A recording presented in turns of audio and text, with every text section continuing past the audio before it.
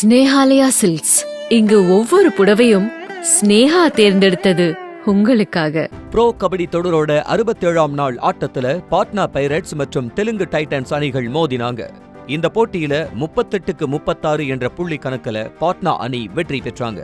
வெற்றி பெற்ற பாட்னா அணி 21 ரைடு பாயிண்ட்டுகளையும் 13 டேக்கல் பாயிண்ட்டுகளையும் 4 ஆல் அவுட் பாயிண்ட்டுகளையும் எடுத்தாங்க.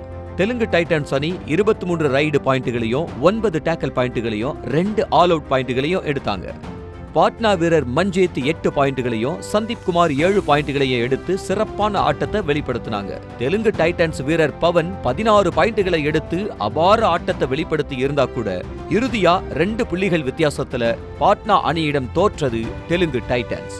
இந்த சீசன்ல ஆரம்பம் முதலே தோல்விகளை சந்திச்சுட்டு வர்ற தெலுங்கு டைட்டன்ஸ் அணி புள்ளி பட்டியல்ல கடைசி இடத்துல இருக்காங்க.